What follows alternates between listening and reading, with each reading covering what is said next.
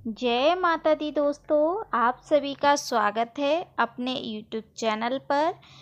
दोस्तों, आहोई अष्टमी व्रत संतान सुख और उनकी लंबी आयु की कामना के लिए कार्तिक मास कृष्ण पक्ष अष्टमी तिथि पर आहोई अष्टमी का व्रत किया जाता है। इस साल जो व्रत है वो 24 अक्टूबर को रखा जाएगा। इस व्रत की खास बात यह है कि जिस दिन आहोई अष्टमी होती है उसके अगले सप्ताह उसी दिन की दिवाली मनाई जाती है। इस व्रत में महिलाएं निर्जला व्रत रखती हैं। पूरे दिन बिना अन्न जल ग्रहण किए दिन में आहोई माता की कथा कर रात को तारों को देखकर व्रत खोला जाता है। इस व्रत के दौरान किसी भी प्रकार की नुकीली चीज जैसे चाकू आदि का इस्तेमाल नहीं करना चाहिए। यह व्रत सभी जीवों की रक्षा करना सिखाता है। इस अष्टमी पर रवि योग, गुरु पुष्य योग, सर्वार्थ सिद्धि योग, अमृत सिद्धि योग, साध्य योग मिलकर इस पर्व का महत्व और बढ़ा रहे हैं।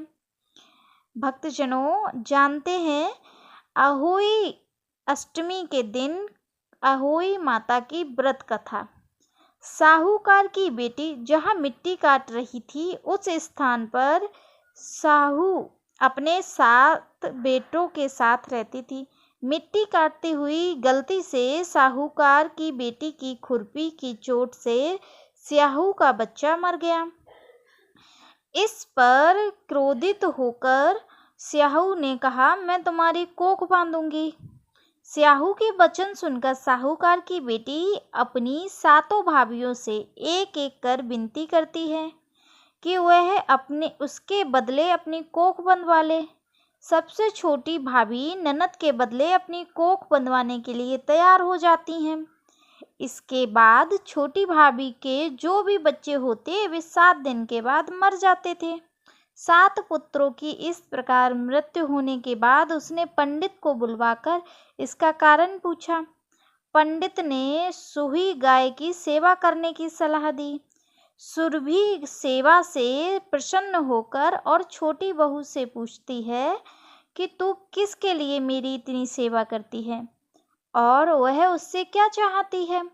जो कुछ तेरी इच्छा है वह मुझसे मांग ले। साहूकार की बहू ने कहा, स्याहू माता ने मेरी कोख बांध दी है जिससे मेरे बच्चे नहीं बचते हैं।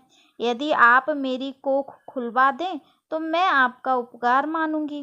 गाय माता ने उसकी बात मान ली और उसे साथ लेकर 7 समुंदर पार स्याहू माता के पास ले गई।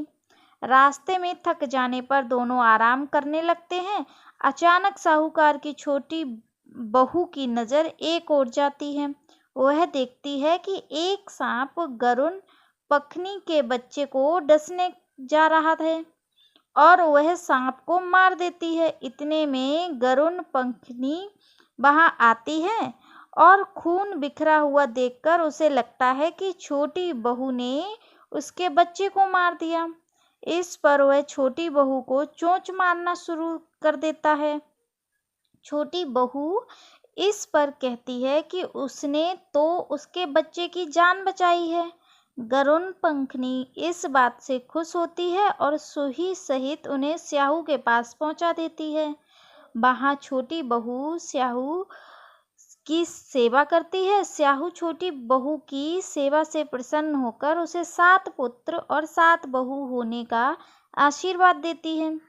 स्याहू छोटी बहू को 7 पुत्र और 7 पुत्र वधुओं का आशीर्वाद देती है और कहती है कि घर जाने पर तू आहोई माता का उद्यापन करना। साथ साथ आहोई बनाकर 7 कढ़ाई देना। उसने घर लौटकर देखा तो उसके 7 बेटे और 7 बहुएं बेटी मिली। वह खुशी के मारे भाव विभोर हो गई। उसने 7 आहोई बनाकर 7 कढ़ाई देकर उद्यापन किया। आहोई का अर्थ है कि यह भी होता है अनहोनी को होनी बनाना, जैसे साहूकार की छोटी बहू ने कर दिखाया। जिस तरह आहोई माता ने उस साहूकार की बहू की कोख को खोल दिया, उसी प्रकार इस व्रत को करने वाली सभी नारियों की अभिलाषा पूर्ण करें।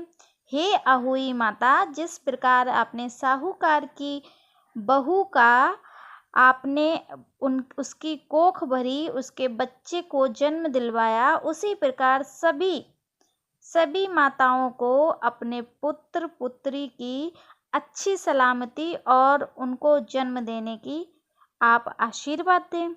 हर साल आहोई अष्टमी का व्रत रखा जाता है। यह व्रत माताएं अपनी संतान की सलामती के लिए रखती हैं। दोस्तों, आहोई व्रत अष्टमी आमतौर करवा चौथ के 4 दिन बाद और दिवाली के 8 दिन पहले मनाई जाती है। संतान की लंबी आयु के लिए आहोई अष्टमी व्रत किया जाता है। यह व्रत कार्तिक मास की अष्टमी को किया जाता है।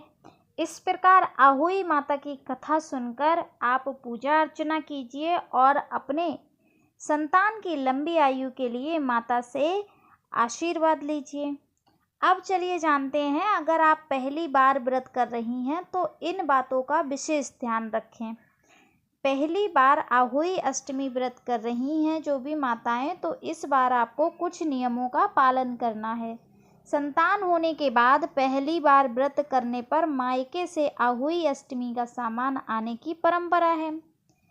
इसमें आपके लिए करवे बर्तन 7 या 11 जितने आप दे सकते हैं, इसमें कुछ मीठा या पैसे रखे जाते हैं। इन्हें पूजा में रखें और पूजा के बाद परिवार के बड़ों को आशीर्वाद देकर दें। इसके अलावा सास के लिए साड़ी, ब्लाउज, फल, मिठाई भी दी जाती है। इस दिन 4 पूड़ी 7 जगह रख लें। इसके बाद हलवा और गुलगुले यानी कि पुए, मीठे पुए बनाए जाते हैं। इससे सास के लिए निकाल लें, जिसे बयाना बोला जाता है, बयाना कहा जाता है। पूरी पूजा समाप्त होने के बाद सास के पैर छूकर बयाना का सामान दे दें। इस दिन कोशिश करें कि चाकू से कोई चीज़ ना काटें। इसके अलावा कई मिट्टी खोदने आदि का काम भी नहीं करना चाहिए।